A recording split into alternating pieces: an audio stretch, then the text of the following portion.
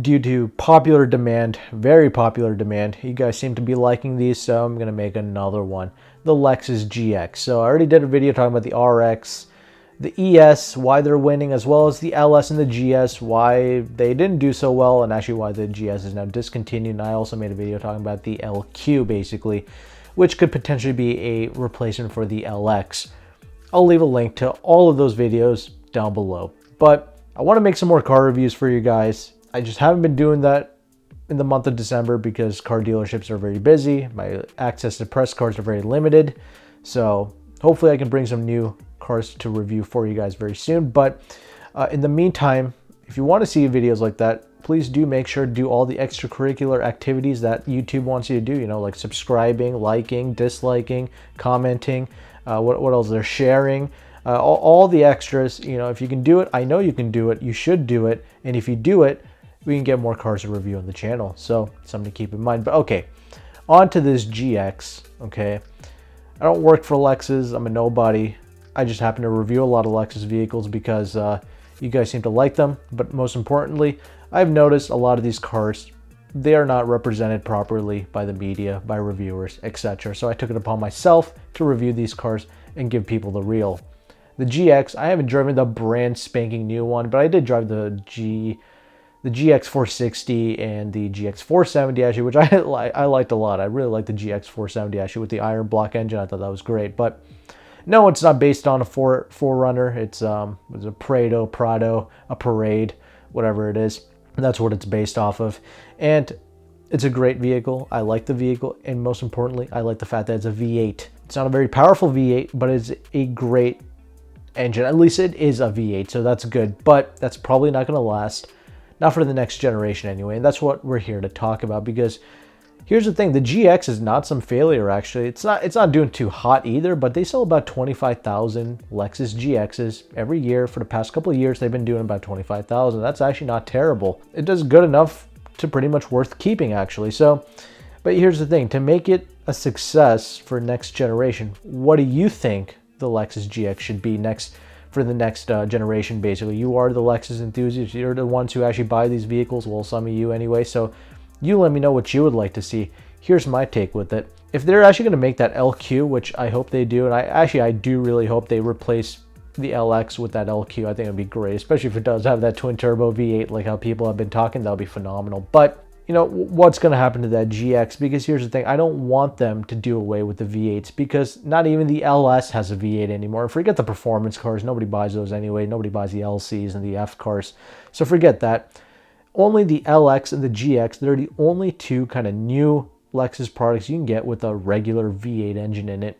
So I don't want to see that disappear, but you know it is, because if the LS doesn't have it, why would the GX?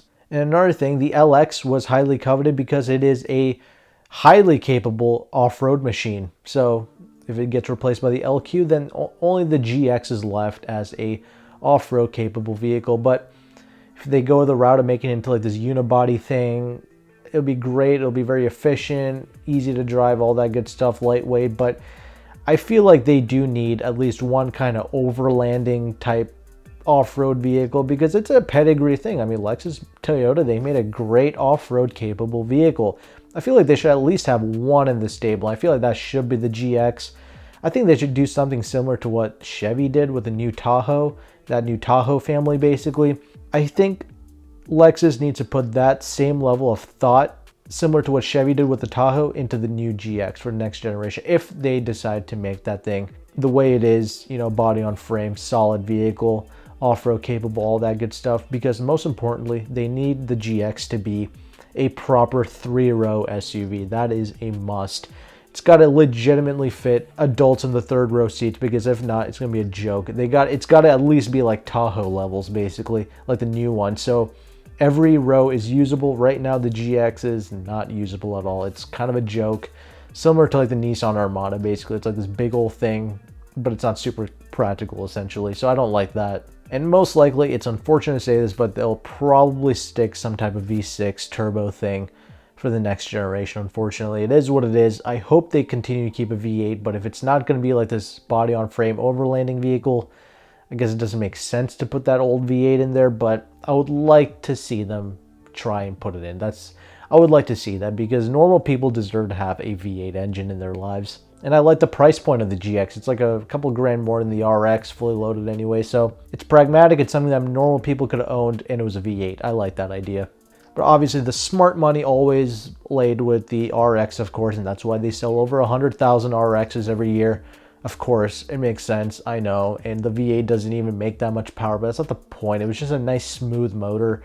The ES350 nowadays makes over 300 horsepower too. So again, that's not the point, but what do you guys think? And you guys are the ones shelling out the cash. What do you think the GX should be? Should it be a body-on-frame vehicle similar to like a Tahoe? Should they enlarge it? I mean, if they do away with the LX, that's it. There's no more 3-rows, so that means the GX has to be one. But we don't know what the LQ is really going to be like anyway. So I don't know. You guys leave some comments below. Drop me some thoughts. I would like to hear them from you guys because you guys are the Lexus experts at the end of the day. I just review the things, and I just don't want to see V8s go away. I guess that's the main thing with me. I forgot, I'll mention one other thing. So everybody keeps asking me to talk about infotainment with cars. Why don't you talk about infotainments? The Lexus has like the worst infotainment ever made. Here's the thing with infotainment. I don't think infotainment should exist in any car. It's a complete distraction. You can't text and drive. Yet they keep putting these big old screens in cars that are it's like twice as large as your phone screen basically. And that seems to be okay. Apple CarPlay and Android Auto, I don't know if you know this, but it's actually leading to more distractions, more accidents than texting is basically. It's like it's taking your eyes away from the road more than texting is. It's pretty ridiculous, but it's true. Look it up. I forgot the exact study, but yeah, it's out there. The screens in cars, it's causing a lot of issues. So that's why I'm not an advocate for screens. I don't care if the screen is good or bad. Just get it out of cars. It's not a good thing to have. Give us physical buttons at least. Don't screw around with the physical buttons for the HVAC, heated seats, cooled seats, stuff like that. That's all I care about. But otherwise, the screen could go, I could give a damn about that. It's something that has to disappear, honestly, with cars. So you leave me a thought in the comment section below about that as well. Many people, they want to see nonsense like nightclub lights, infotainments, touch screens, all this crap. I guess people forgot that cars are meant to be driven. It's not a couch. It's not something that for entertainment. It has a purpose of getting somewhere safely from A to B, basically. So keep that in mind. Don't forget what a car is. Again, whatever you want in a car, drop it down below. Again, you guys are the experts at the end of the day. You guys are one shelling out the cash, so I would like to hear from you. Thank you again for watching, and I'll leave the next video on the end screen here. Please do click on it, and I'll see you there. Take care. Bye.